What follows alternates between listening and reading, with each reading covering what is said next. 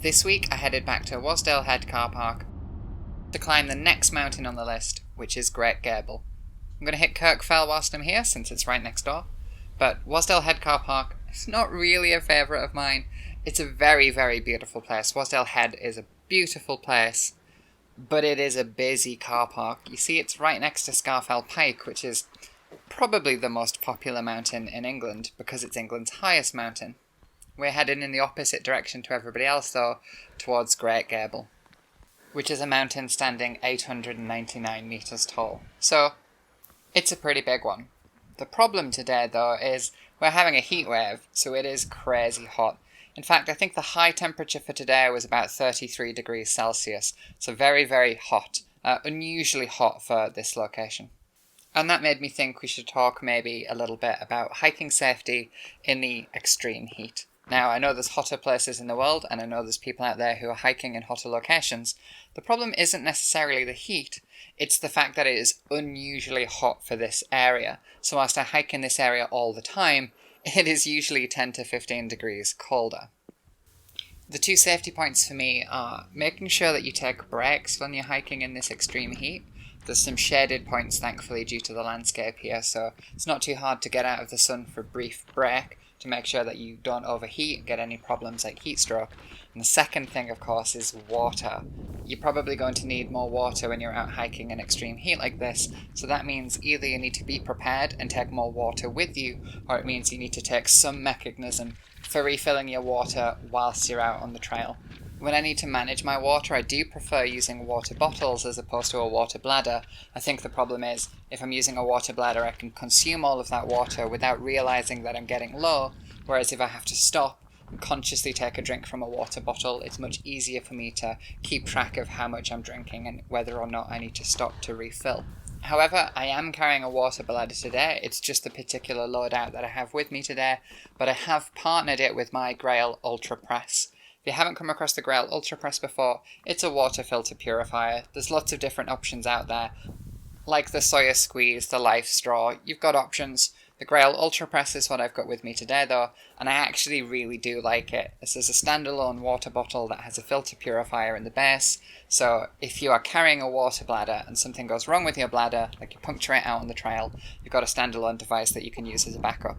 Also, you can fill it from a water source, and then you can use that to refill the water bladder, so it works really, really well, in my opinion. I think some people might dislike the Ultra Press specifically because its water capacity is quite low. It only contains about 500 millilitres, which is not very much. You could compare it to something like the GeoPress, which carries 710 millilitres. That might be a better alternative if you want something bigger.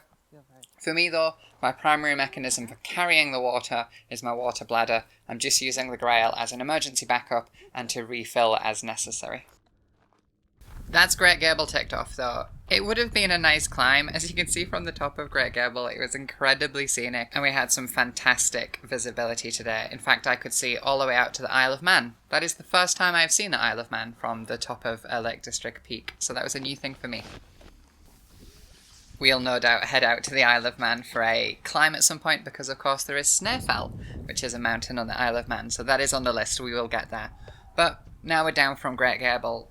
I need to refill my water. I consumed about a litre going up Great Gable, which to be honest is not excessive for me. However, I was worried that I was going to be out for another few hours and the sun was really, really beating down. So I stopped between Great Gable and Kirk to refill my water bladder.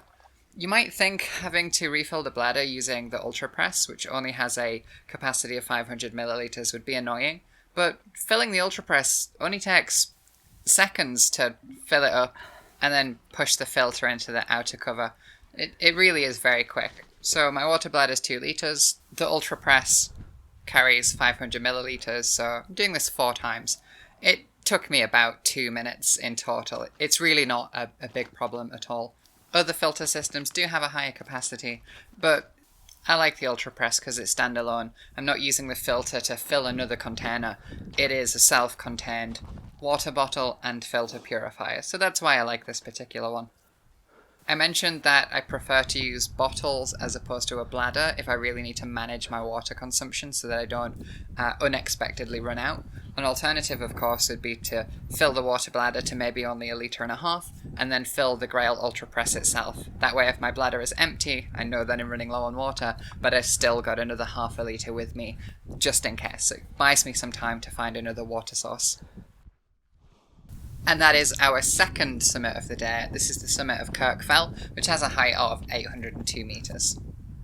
Really, I was just grabbing it because it's here, and it makes for a nice loop back down to the car park. If you wanted a slightly longer hike, you could head over to Pillar as well, which is the next one on this range. You can do a horseshoe the whole way around if you'd like. But really, I was here to tick off Great Gable. I just grabbed Kirk Fell because it was there, so now it's time for the descent for me. On the way down, I did actually pass several people. In fact, the trail, although this video footage doesn't show it, was actually pretty busy. I passed 4 or 5 people on the way up Great Gable, and there was a couple of people up at the summit. And then down towards Kirk Fell, I passed another few people. And as you could see just a second ago, there was people on the summit here as well. It was a busy day, but you can't blame people when the weather is this nice. But on the way down, I did pass a few people who looked a little bit ill-prepared.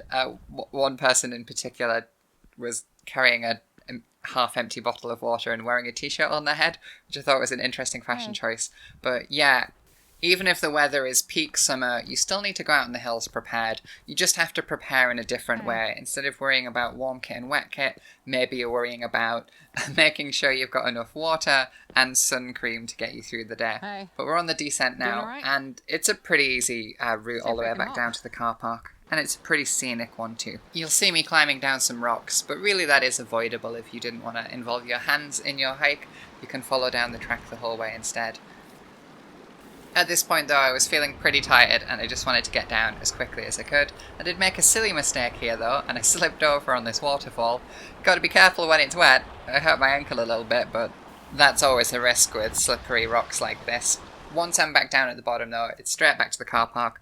There is a place to stop for some refreshments, some food and drink if you want some after your hike, but for me, I am just here for the summit, so it's straight back to the car, bag in the back, another summit ticked off, and it's home time for me.